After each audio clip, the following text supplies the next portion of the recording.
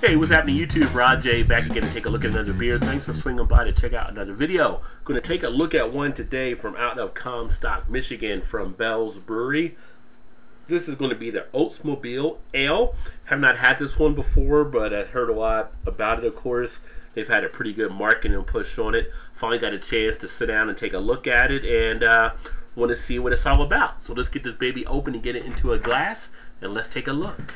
Alright, so we get it into the glass here. It came out with just about a finger of head. Nice golden tint on it.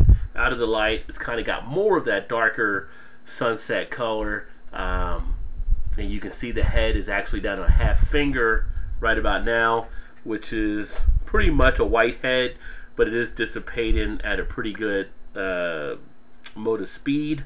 Not a totally bad looking head. It's just not going to hang around as long as it seems. As far as the aroma on this one, oh wow, you definitely get the hops coming out very easily. You do get somewhat of a citrus hit there, a little bit of a tropical note action picking up basically something like, say, a mango or papaya, but now picking up some of that pine dankness on the back end as well. But I do like how it does come out of the glass pretty easily without having to sniff too hard. It's got a nice little bit of that dankness, but a very nice smelling pale ale. Now this is, I believe, considered to be a sessionable pale ale, so it's at 4.3% ABV, also at 60 IBU. Go ahead and get that taste. On the taste, definitely more wet than dry. It does open up with a little bit of a flavorful mouthfeel. The 60 IBU are hidden pretty well.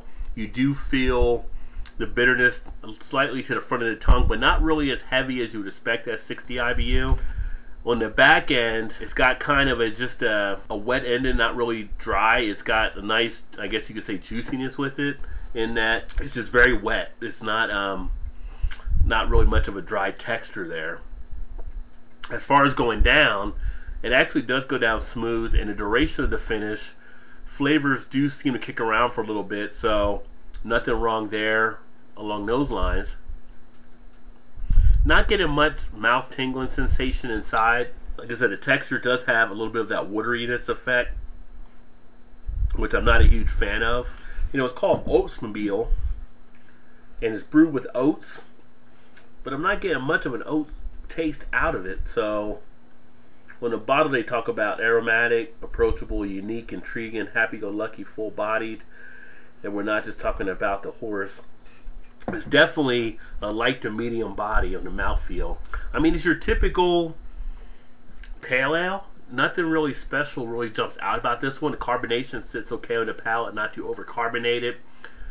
Not really anything on the back end of the finish where there's not really any astringency. There's no off-putting flavors. It's solid on that end, but it does nothing to really make itself seem that much more different. Despite the head breaking down, we do get some lace on the glass, so it does hold nice on that part of the appearance. But I'm getting a little bit of mouth tingle, but not really a whole bunch. So it does go down easy. But overall, yeah, I mean, you could session it as a pale ale and go through this pretty easily. At 4.3, not really get too hammered from it if you grabbed a 6 of this. But I don't think it's something I might want to hunt down again. I mean, it's just a pale ale. I mean, it's plain simple, nothing really great or outstanding about it. So for me, as far as a rating here, I'm actually going to give this one a 3 out of 5, which would actually put it into that B- C+ area. I think it's a good beer from Bell's along the lines of it being a nice drinkable beer. But as far as anything special with it, I'm just not really seeing it too much. So if you've had this one before, let me know what you think. Again, this is the Oatsmobile Ale from Bell's Brewery. Usually they do some solid stuff here. Like I said, it's not a bad beer. It just doesn't do anything different for me. If you've had it, let me know. Put some comments in the comment section.